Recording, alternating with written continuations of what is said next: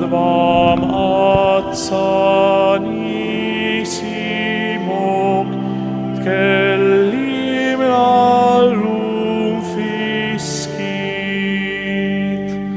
il kelmatihe tkuni daul lit keċid lamit.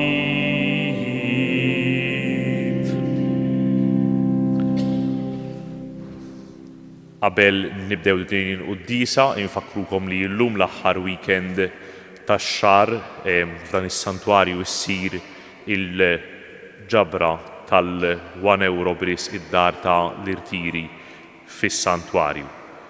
Nirringrazzjawkom bil-qudiem ta' l-offerti tagħkom. Fl-isem tal-Missier u tal-Iben u tal-Ispirtu Santu, il-mulej magħkom.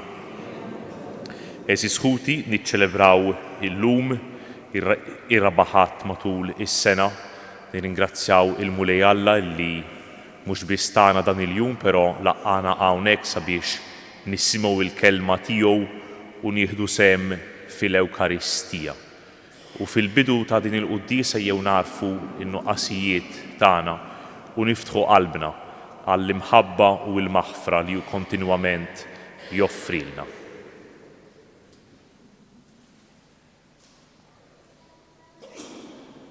Nistqar l-Alla li jista' kollox u lilkom ħuti li jien għadni b'ħafna bil-ħsieb, bil-kliem, bil-emil, billi ħallejt dmirijieti. ħtija tiegħi bl-ikbar ħtija tiegħi. Għalhekk nitlob lill-imqazza Marija dejjem Verġni, l-anġli u l-qaddisin kollha u lilkom ħuti biex titolbu għalija lill-mulej Alla tagħna. Iħenn għalina Alla li jista' kollox jaħfrilna dnubietna u jwassalna għal ħajja ta' dejjem. Mulej ħniena, Kristu ħniena, mulej ħniena. Infaħru lill-Alla flimkien, glorja lill-Alla fil-għoli tas-smewit u paċi fl-art lill-medmin ta' rida tajba. Infaħruk, nberkuk, nadurawk, natuk ġieħ, irroddulek ħajra għall-glorja kbira tiegħek. Mulej Alla s-Sultan tas-sema, Alla Missier li tista' kollox. Mulej Iben waħdini Ġesu Kristu, mulej Alla ħaruf talla bin il-Missier. Int li tneħħi d-nubiet tad-dinja ħenna għalina, int li tneħħi d-nubiet tad-dinja il-qajt talb tagħna, int li qiegħed fuq il-lemin tal-Missier ħenna għalina. Għaliex inti waħdek qaddis, inti waħdek mulej, inti waħdek il-għoli Ġesu Kristu, mal-Ispirtu Santu fil-glorja tal-Missier Alla. Nitolbu. Mulej Alla tagħna għatina li nqimu lilek bruħna kollha u li nħobbu lil kulħadd b'imħabba spiritwali. Bibnek Ġesu Kristu Sidna li hu Alla u li miegħek jgħixu jisaltan flimkien mal-Ispirtu Santu għal dejjem ta' dejjem.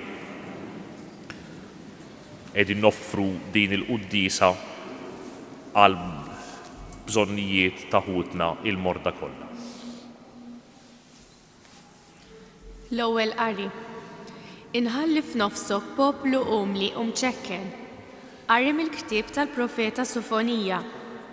Fittxu lil mulej il-kol, intom l-umli tal-art, li tagħmlu ordnijietu. Fittxu l-ġustizzja, fittxu l-umiltà, biex forsi fjum il-korla tal-mulej ikolkom fejn tistkennu. Unħalli f'nofsok poplu umli mċekken. U fisem il-mulej ifittxu l-ken, dawk li jifdal minn Iżrael. Ma jagħmlux ħażen, ma jgħidux kliem ieħor, u rsin qarriq ma jibqax iżjed f'homhom, hekk li jqogħdu jiraw u jistrieħu bla ma jbeżżagħhom ħadd. Il-kelma tal-mulej, irroddu ħar lill-Alla. Sarmi sponsorjali ngħidu flimkien, ħenjin il-foqra fl-ispirtu, ngħidu flimkien, ħenjin il-foqra fl-ispirtu.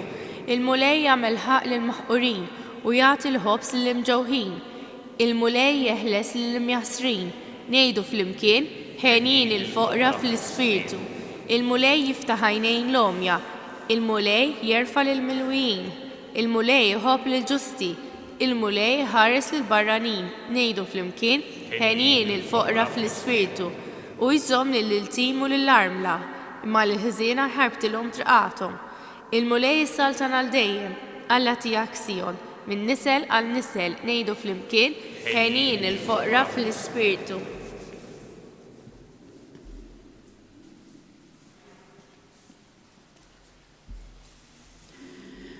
Qari mill-ewwel ittra ta' San Pawlu Apostolu l-Korintejn.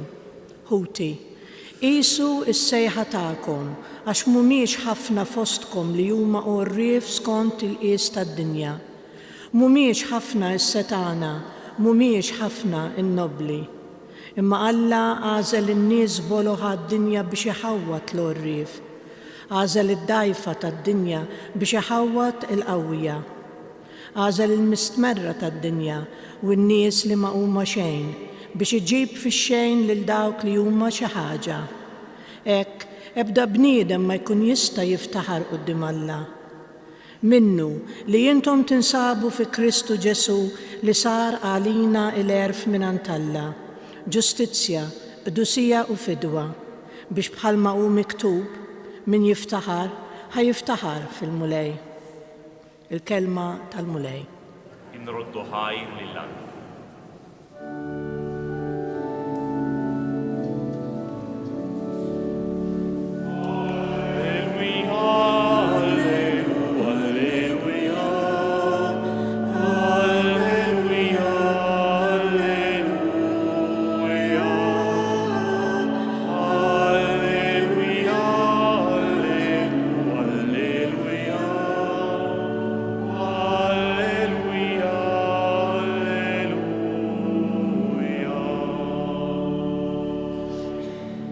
Ifirħu u tennew għax ħlaskom kbir fis-smawiet.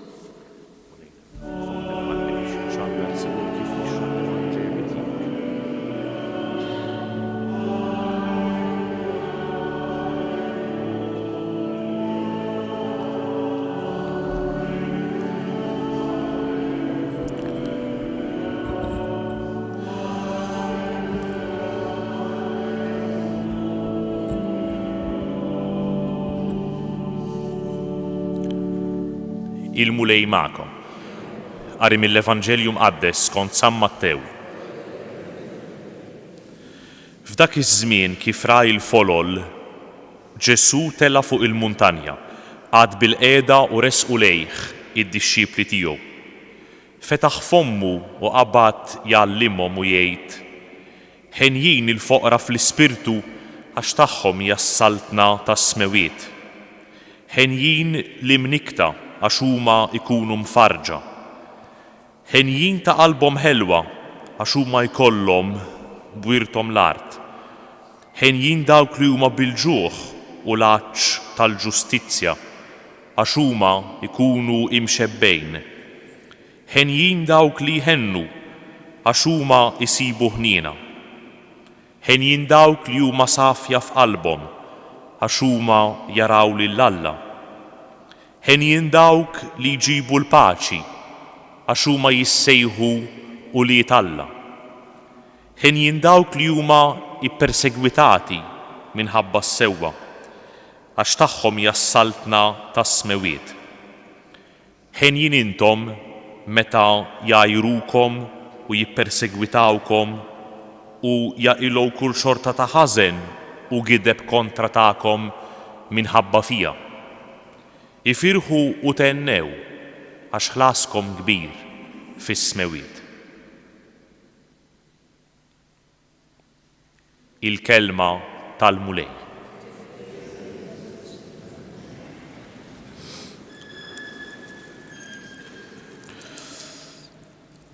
Eżis ħuti bħalma tafu jew forsi bħalma indunajtu f'dawn il-ħdud ta' matul is-sena.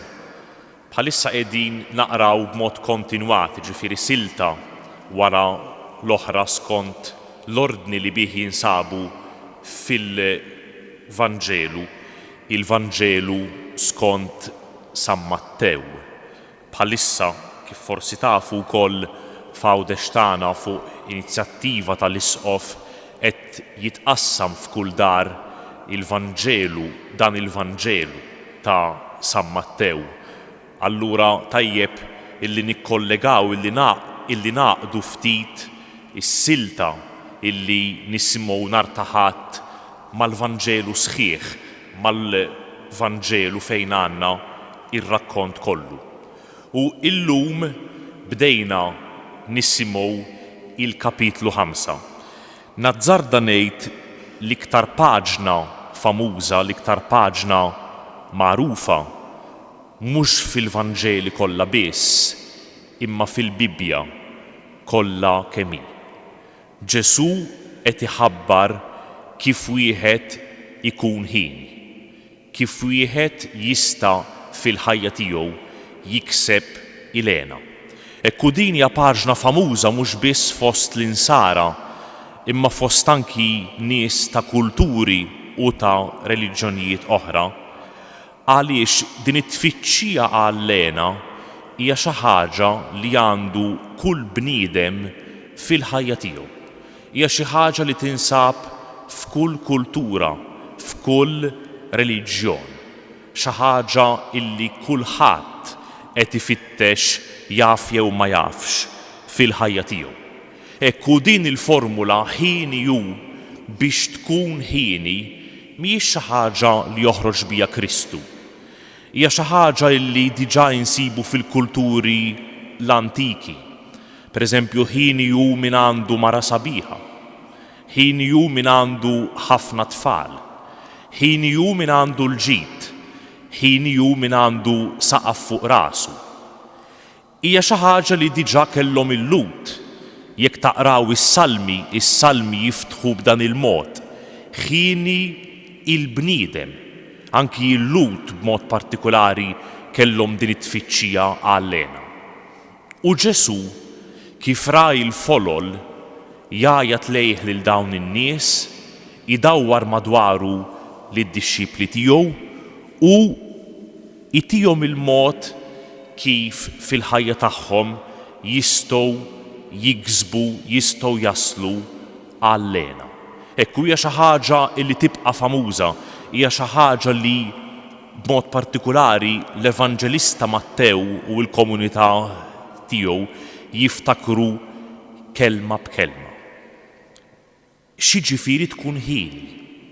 X'jiġifieri tkun ħini? Hekk minix ħanoqgħod nistaqsi lilkom jekk qatt għamiltu esperjenza ta' għena u lena x'inhi fil-ħajja tagħkom. Imma bħalma qed hija xi ħaġa li aħna nfittxu kontinwament. U lena hija differenti mill-ferħ. Il-ferħ hu marbut ma' xi esperjenza partikolari.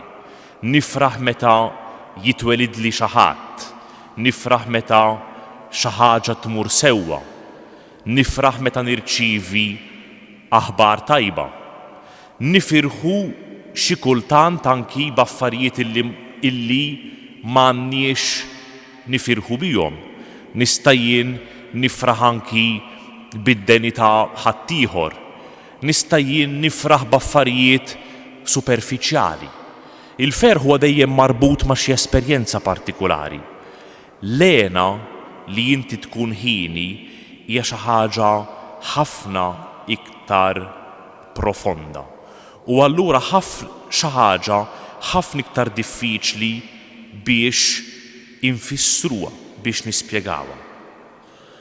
Tista' inti jkollok esperjenza ta' mart fid-dar imma tkun ħini. Jista' inti imutlek xi ħadd u tkun ħini. Bħal m'għadna kemm smajna tista' inti tkun fqir u tkun ħini. Tista' tkun ippersegwitat u tkun ħini, eċċetera, eċċetera. X'jiġifieri tkun ħini? Dawn il-jiem kont qed naħseb propju fuq dan. Kif nistgħu nfissru lena tkun ħini. U fil-Malti bħalmen fit-Taljan ukoll għandna l-espressjoni li tkun ħini u li inti tkun sewwa. Mhux li toqgħod sew. Li toqgħod sew hija xi ħaġa differenti. Li toqgħod sew hija l-kumdità. Li inti tkun sew hija xi ħaġa differenti għal kollox. Ekku ippruvajt niftakar f'esperjenza ta' għena, ġietni f'moħħi xi ħaġa partikulari L-Italja kont qiegħed f'kamp bl-adolescenti is-sajf li għadda u ġiet persuna u rrakkontat li esperjenza diffiċli ħafna li kienet qed tgħix, esperjenza ta' abbuż fid-dar fuqha u fuq ħuta. U wara kważi sija tirrakkonta u tgħid din l-esperjenza imbagħad x'ġara x'kien irrappurtat u l-qorti x'ġara fid-dar. Kien hemm mument partikulari fejn qalt li mi sento bene, qed inħossni sewwa. U rajt dik l-espressjoni minkejja d-dbatija, minkejja li fil-ħajja tagħha ma kien hemm xejn biex tifraħ bih, rajt dik l-espressjoni fuq wiċċha li hi effettivament kienet qed tħossha sewwa. Kien hemm esperjenza ta' għena illi minkejja dak illi kienet għaddejja minnu kienet qed tara sens fil-ħajja tagħha, kienet qed tara sens għal dak illi kien ġara. U allura il-Mulej Ġesu qed jistedinna għal din l-esperjenza profonda fil-ħajja tagħna li inti tkun ħini. U mhux biss qed jistedinna imma wkoll qiegħed jurina t-triq, jurina il-modi, jurina dak li jwassal għallena. Interessanti kif kont qed ngħidilkom, kulħadd għandu xi riċetta jew oħra kif tasal għallena. Hekk, pereżempju, interessanti xi kultant anki nkun qed nisma' it-television, insomma, jew naqra id-diskorsi li jkunu qed jingħadu b'mod partikolari fenna fien fil-Parlament, il-kummentaturi tas-soċjetà Maltija. Aħna bħalissa f'Malta, is-soċjetà li qegħdin ngħixu fiha. Lena. Kif qegħdin nimmaġinawha? Ena equals tkabbir ekonomiku. Ena equals żvilupp. Ena equals investiment. Imbagħad inħalli fidejkom biex tikkonkludu jekk dan hux verament qed iwassal għall-għena, jekk dan hux verament qed iwassal biex inkunu sew, jew inkella jekk dan hux qed iwassalna għal xi ħaġa li hi totalment l-oppost, totalment bil-kontra li inti tkun ħini. Il-Mulej Ġesu lin-nisrani, lill-Kristjan li jisma' il-kelma qed jistiednu għal xi ħaġa oħra, qed jurina triq oħra għallena. Impossibbli f'dan il-ftit ħin li għandna naqbdu dawn il-beatitudnijiet kif jissejħu waħda illi nistedinkom tagħmlu eżerċizzju żgħir illum jew matul din il-ġimgħa. Nerġgħu naqrawhom kollha mill-ewwel sa tmien waħda u nsib beatitudni waħda, formula waħda ħenjin illi tolqotni u illi forsi qed nagħmel esperjenza tagħha jew nista' nagħmel esperjenza fil-ħajja tiegħi. Ekku dak li jolqotni mill-kelma hija dak li l-Mulej Ġesu qed joffrili bħalissa. Jekk hemm xi esperjenza illi fija jien nista' nesperimenta, jien nista' nilqa' din il-għena. U nilqa' l-isfida li jagħmel il-Mulej Ġesu. Għax fl-aħħar mill-aħħar dawn huma grazzi imma huma wkoll stedinijiet diffiċli, huma sfidi. Nistax inkun jien ħini waqt li jien imnikket. Nistax inkun jien ħini waqt li nħossni ippersegwitat. Nistax inkun ħini waqt li jien qed inħossni żgħir. Nistax inkun jien ħini waqt li qed naħfer, eċċetera, eċċetera. Ringrazzjaw il-Mulej Ġesu ta' din il-kelma tiegħu u niftħu qalbna għall-lena u l-ferħ li hu qed joffrina.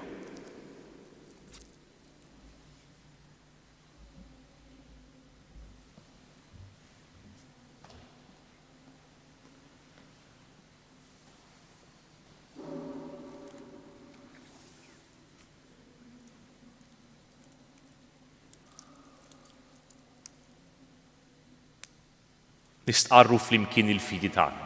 Jiena nemmen f'Alla wieħed il-Missier li jista' kollox, li ħalaq is-sema u l-art, dak kollu li jidher u dak li ma jidirx. U f'Mulej wieħed Ġesu Kristu, iben waħdini ta' Alla, imnissel mill-Missier qabel kull żmien. Alla minn Alla, dawl minn dawl, Alla veru minn Alla veru. Imnissel mhux magħmul, natura waħda mal-Missier u bih sar kollox. Niżel mis-smewijiet għalina l-bnedmin u għal-fidwa tagħna. U ħal ġisem bis-seta tal-Ispirtu Santu minn Marja Verġni u sar bniedem. Salbuh għalina, bata taħt Ponzju Pilatu, mietu difnuh. Fit-tielet jum qam minn bejn l-imwiet skont il-kodba mqazz u tela s-sema u jed fuq il-lemin tal-Missier u għandu jerġa' jiġi bil-glorja biex jagħmel ħaq mill-ħajjin u mill-mejtin. U s-saltna tiegħu ma jkollix tmiem. Fl-Ispirtu Santu Mulej li jagħti l-ħajja, li ġej mill-Missier u mill-Liben, li hu meqjum u mweġġaħ flimkien mal-Missier u mal-Liben. Itkellem b'fom il-profeti, fi Knisja waħda, qaddisa, kattolika, apostolika, nistqarba mudija waħda għal maħfra ta' dnubiet, nistenna l-qawma mill-imwiet u l-ħajja ta' żmien li ġej. Eżiż ħuti bil-fiduċja f'qalbna ejjew ir-resqu it-talb u x-xewqat tagħna lil Alla, il-Missier tagħna. U għal kull talba ngħidu flimkien, Missierna li inti fis-smewiet isma' it-talb tagħna. Nitolbu għal Knisja mqazza u għal komunitajiet insara kollha madwar id-dinja sabiex bil-kelma u bl-eżempju iwasslu lena tal-Mulej Ġesu lil bnedmin kollha. Nitolbu.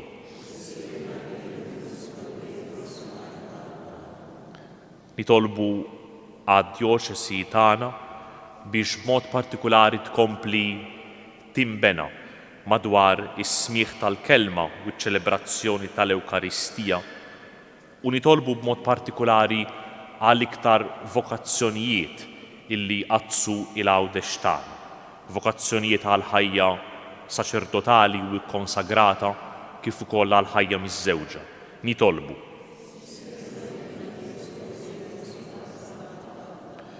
Nitolbu għal dawk fostna li iktar għandhom bżonn it-talb tagħna, nitolbu għal morda, għall anzjani, dawk il-familji fejn hemm firdiet jew inkella problemi fir-relazzjonijiet, kif ukoll dawk il-persuni li jinqabdu f'xi vizzju li ma jistgħux joħorġu minnu. Nitolbu. Nitolbu għal paċi fid-dinja, niftakru b'mod partikulari fl-Ukrajina, niftakru wkoll f'ħutna l-insara ippersegwitati u nitolbu wkoll għal mexxejja tan-nazzjonijiet sabiex jaħdmu dejjem għal paċi u l-ġustizzja. Nitolbu.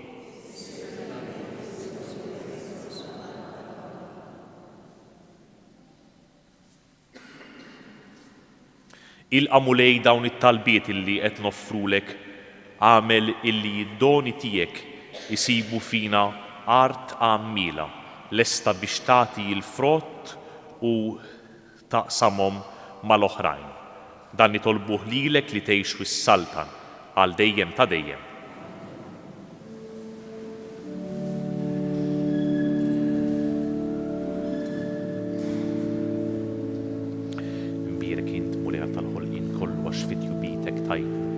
Il-ħobs li tinnoffrulek frott tal-art u xogħol il-bniedem li minnu jsir għalina l-ħobs tal-ħajja.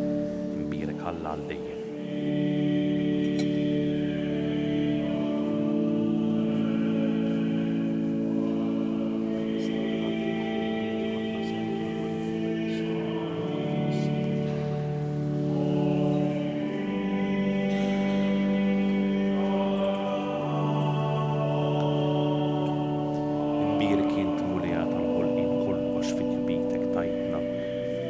il-bit li tinnoffrulek frott id-dilja u xogħol il-bniedem li minnu jsir għalina x-xorb tar-ruħ.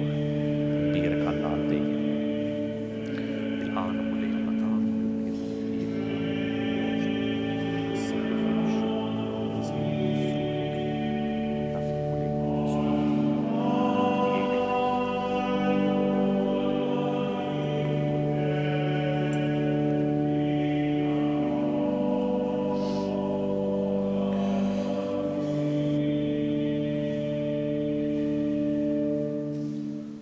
Jitolbu ħuti biex dan is-sagrifiċċju tiegħu tagħkom ikun joġob lill-Alla, il-Missier li jista' kollox.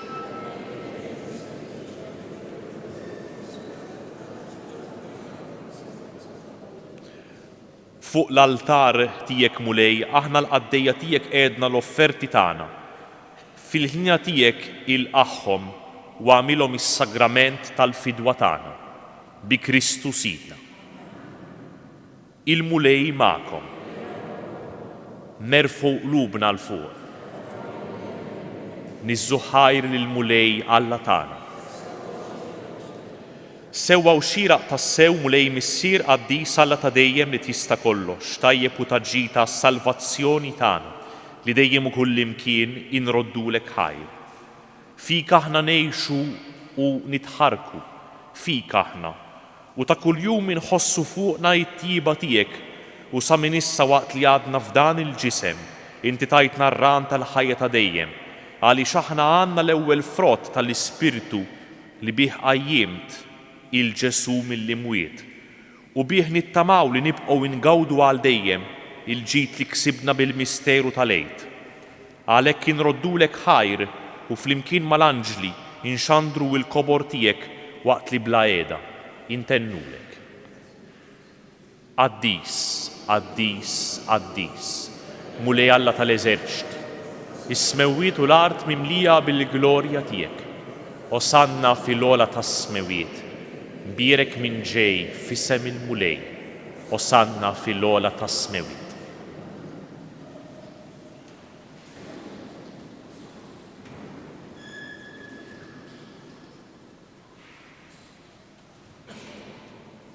Qaddis tas-sew int mulej inti l-għajn ta' kull qdusija.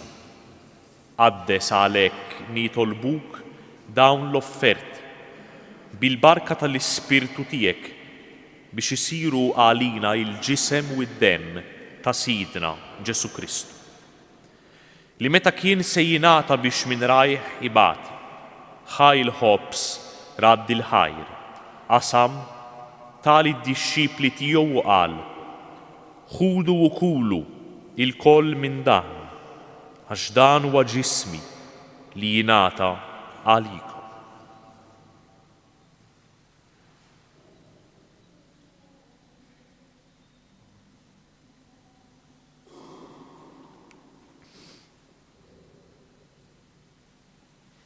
Hekk ukoll wara li klaħa il-kalċi reġa' radd il-ħajr, tali d-dixxipli tiegħu u qal: ħudu u jxorbu minnu l-koll għax dan huwa l-kalċi ta' demmi tal-patt il-ġdid li jibqa' għal dejjem, demm li jxerred għalikom u għal bnedmin kollha għal maħfra ta' dnubiet. Għamlu dan b'tifkira tiegħu.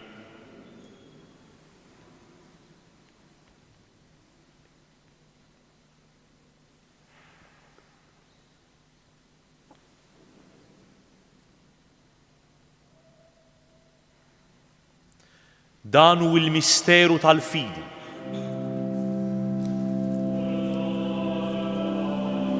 Iklu dal-ħobs u nixorbu dal-kalċi,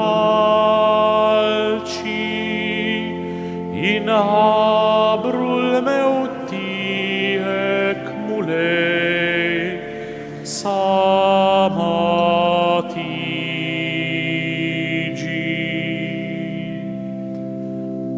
Għalhekk aħna u nagħmlu dan b'tifkira tal-mewt u l-qawmien ta' Sidna Ġesu Kristu.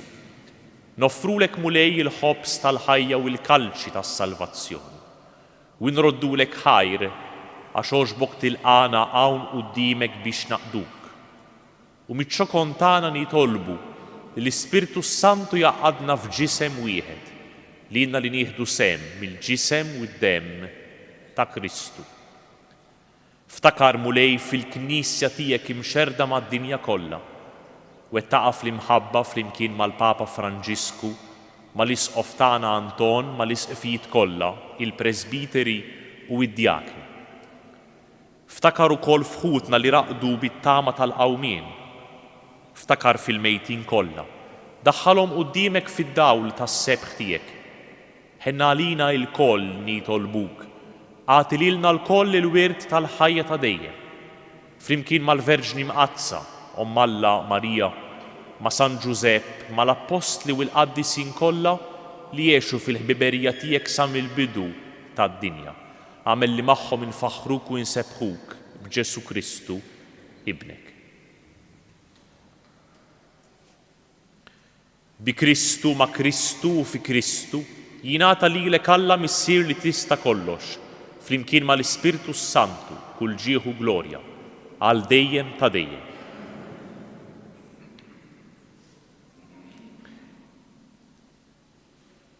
Bħal aħwa fid-dar tal-missier nitolbu flimkien kif għallimna il-mulej Ġesu. Missierna li inti fis-smewiet jitqaddes ismek, tiġi saltnatek, kulli tritint kif fis-sema hekk fl-art. Ħobża ta' kuljum għatina llum, aħfrilna d-nubitna, bħal maħna naħfru lil min hu ħati għalina, la ddaħħalniex fit-tiġrib, iżda eħlisna mid-den.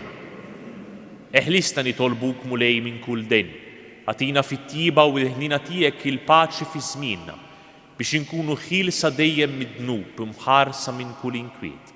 Aħna u nistennew u nittamaw lena u l-miġġija tas-Salvatur tagħna, Ġesu Kristu. Mulej Ġesu Kristu, li qed lill-Apostli tiegħek inħallilkom is-sliem, nagħtikom is-sliem tiegħi, la tħarisx lejn dnubitna, iżda ħares lejn il-fidi tal-Knisja tiegħek. Għatija s-sliem u l-għaqda li inti trid fija, inti li tgħix wis-salta għal dejjem ta' dejjem. Il-paċi tal-mulej tkun dejjem magħkom. Għatu il-paċi lil xulxin.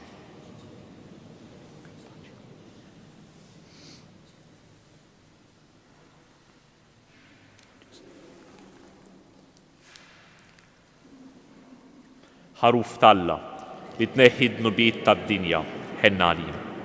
Ħaruf talla li tneħħi d-nubiet tad-dinja.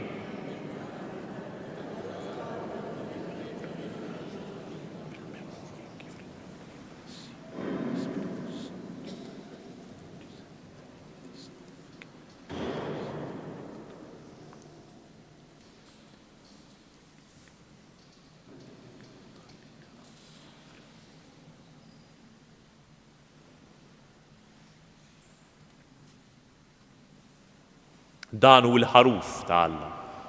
Dan hu li jneħħi d-nubiet tad-dinja, ħin dawk li huma mistiedna l-ikla tal-ħaruf.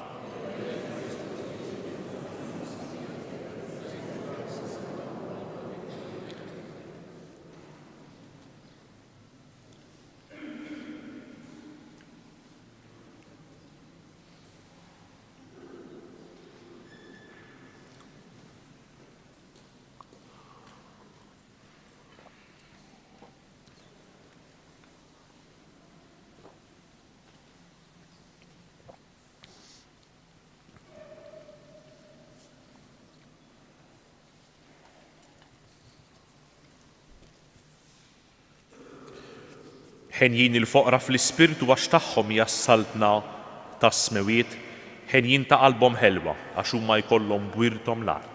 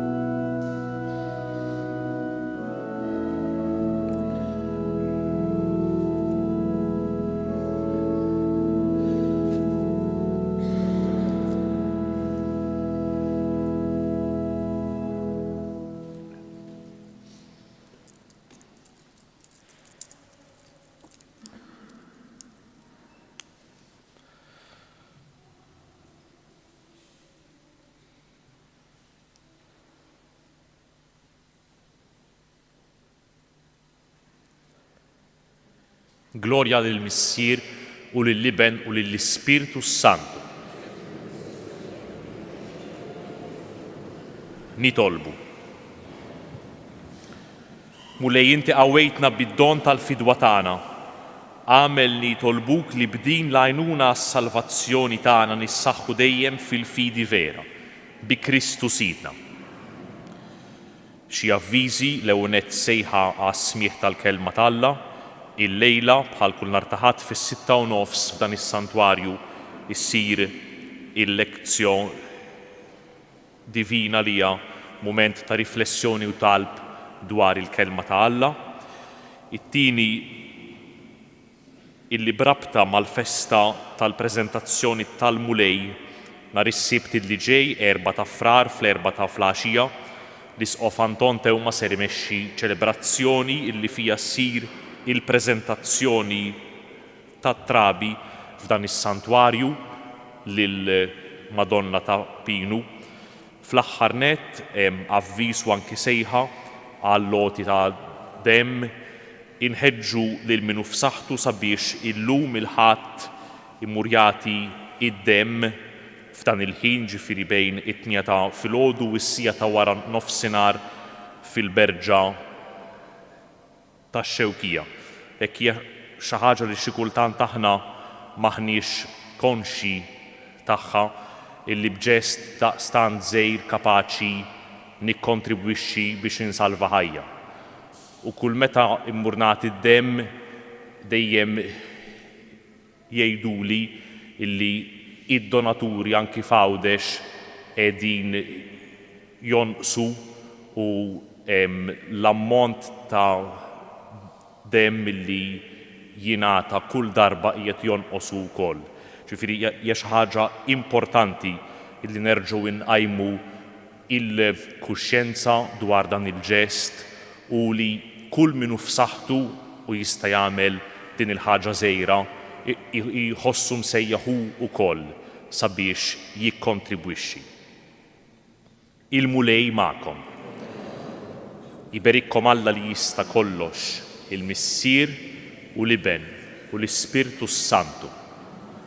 Morru u għejxu fil-paċi ta' Kristu u l-Ħadd ittajjeb lil kulħadd.